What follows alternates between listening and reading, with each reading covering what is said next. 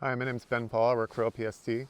For the last couple weeks, we've been up here, up north, fishing for steelhead, and we've been using OPST swing hooks. First, I started out using number 3, and then I switched to a number 2. I'm having really good success with that hook. These are extremely sharp hooks, really strong. People have accidentally hooked king salmon over 20 pounds on our size 4 and tried to break them off unsuccessfully, and the hook did not straighten out, and they actually had to land the fish.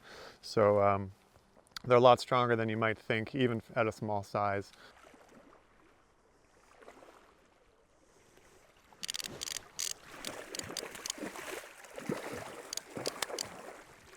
This is where 18-pound fluorocarbon comes in very, very handy. Woo! Yeah! Oh, beautiful buck. What a rush. Oh, what a rush.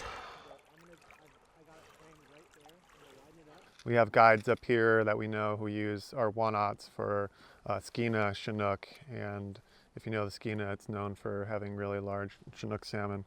Our hook has a slightly upturned eye, so you can rig it a variety of ways. It's perfect for tube plies. It's also good for soft braid like Fireline or Power Pro for like a string leech or something like that. You can use wire even though it's only a slightly upturned eye. You just have to sort of finagle it a little bit. It comes in size 6, 4, 3, 2, 1, and 1/0. So that right there is a size 4, a size 2, and a size 1/0, just to give you an idea. For general steelhead use, we recommend a number 2. Although some people go up to a size 1, especially when, you know, giant 40-inch, 25-pound fish are a possibility. Your size 1/0 is really your Chinook salmon hook. The size 6 and also the size 4 are our trout hooks. And in each package of a 1/0 there's 9, and in each package of 6 there are 12. So it varies a little bit based on the size, but they all come in these pretty slick little plastic boxes that you can reuse. I reuse mine for things like beads, cone heads, things like that. So, you know, the package is small. You can easily zip it in your jacket. You can't even really notice it, or your pant pocket, or what have you. So they don't take up a whole lot of space. And, you know, overall, when it comes right down to it, the hook is what is the first line of connection between you and the fish. You know, almost nothing is more important than the hook, and so we take our hooks really seriously. We develop these over a period of time to some fairly demanding specifications. You know, when you have a potential fish of a lifetime on the line, there's really hardly anything more important than the hook. Another feature of the hook is a slightly upturned point, which makes it resemble a circle hook. And this kind of helps to sort of grip onto the fish a little more. And people often say that even though our hooks are barbless, they're actually kind of hard to unhook out of a fish sometimes. Another thing to take note of is more and more rivers are requiring barbless hooks these days. The Olympic Peninsula, most of the rivers that people really want to fish out there are single barbless only.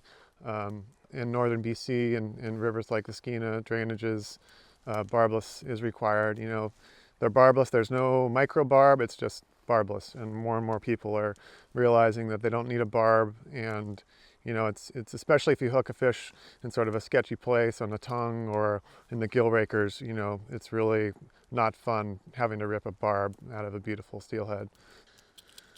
So the hook also has an offset bend, and that helps to provide a little bit more purchase, a little bit more room for the hook to bite.